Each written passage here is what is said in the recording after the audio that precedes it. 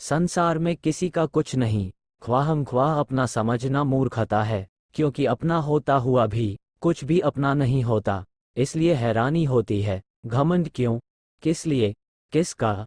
कुछ रुपये दान करने वाला यदि यह कहे कि उसने ऐसा किया है, तो उससे बड़ा मूर्ख और कोई नहीं। और ऐसे भी हैं जो हर महीने लाखों का दान करते हैं, लेकिन उसका जिक्र तक नहीं करते, न करने देते हैं। वास्तव में जरूरतमंद और पीड़ित की सहायता ही दान पुण्य है। ऐसे व्यक्ति पर सरस्वती की सदा कृपा होती है।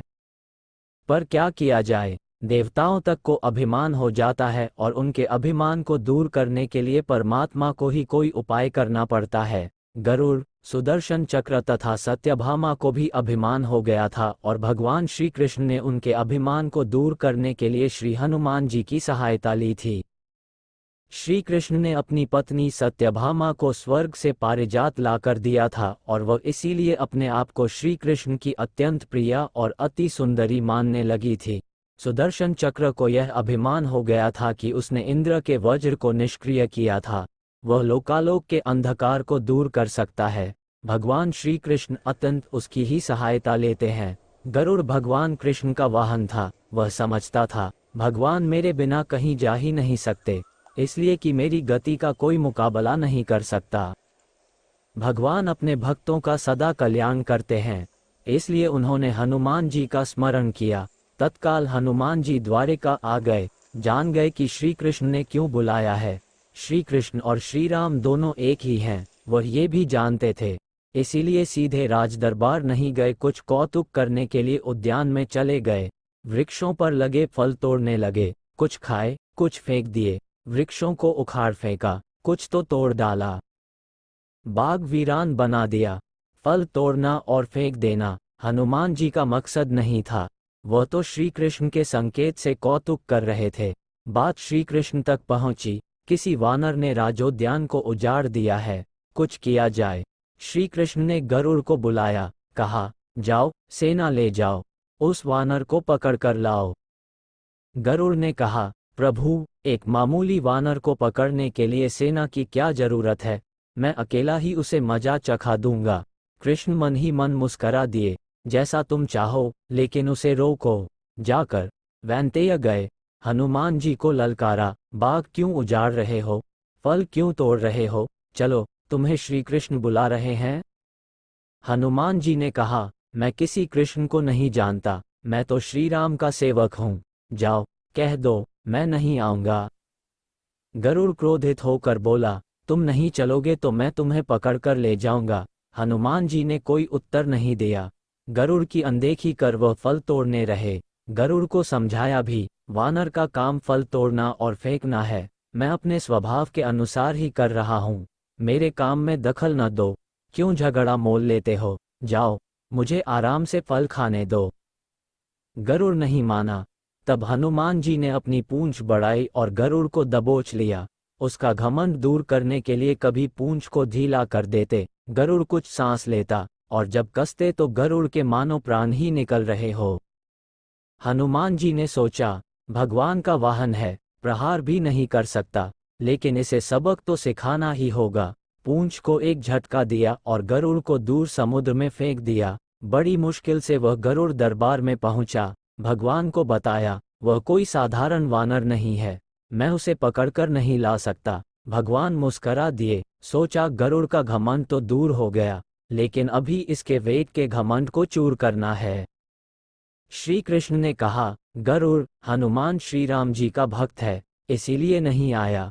यदि तुम कहते कि श्री राम ने बुलाया है, तो फौरन भागे चले आते। हनुमान अब मलय पर्वत पर चले गए हैं, तुम तेजी से जाओ और उससे कहना, श्री राम ने उन्हें बुलाया है। तुम तेज उड़ सकते हो, तुम्हारी गति बहुत है, उसे साथ ही ले आना। गरुड़ वेग से उड़े, मलय पर्वत पर पहुंचे।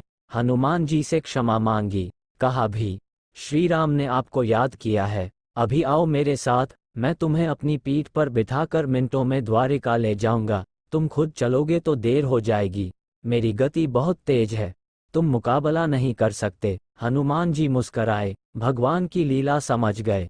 कहा, तुम जाओ, मैं तुम्हारे पीछे ही आ रहा हूँ। द्वारिका में श्री कृष्ण राम रूप धारण कर सत्यभामा को सीता बना सिंहासन पर बैठ गए।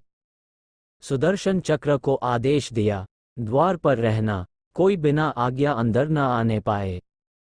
श्री कृष्ण समझते थे कि श्री राम का संदेश सुनकर तो हनुमान जी एक पल भी रुक नहीं सकते, अभी आते ही होंगे। गरुड़ को तो हनुमान जी ने विदा कर दिया और स्वयं उससे भी तीव्र गति से उड़कर गरुड़ से पहले ही द्वारका पहुंच गए।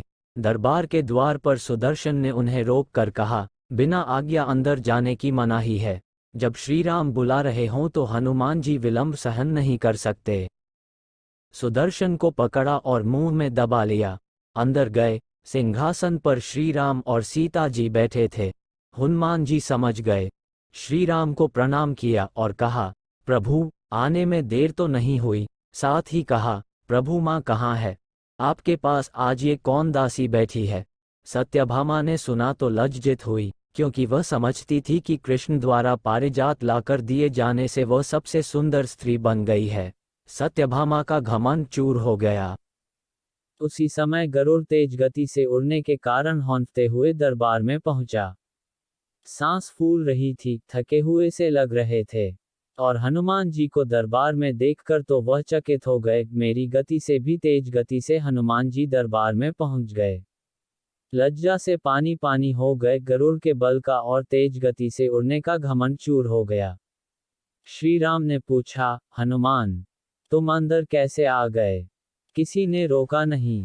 रोका था भगवान। सुदर्शन ने। मैंने सोचा आपके दर्शनों में विलंब होगा, इसलिए उनसे उलझा नहीं। उसे मैंने अपने मुंह में दबा लिया था। और यह कहकर हनुमान जी ने मुंह से सुदर्शन चक्र को निकालकर प्रभु के चरणों में डाल दिया। तीनों के घमंड चूर हो गए। श्री कृष्ण यही चाहते थे।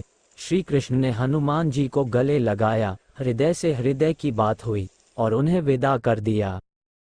परमात्मा अपने भक्तों में, अपने निकटस्थों में अभिमान रहने नहीं देते।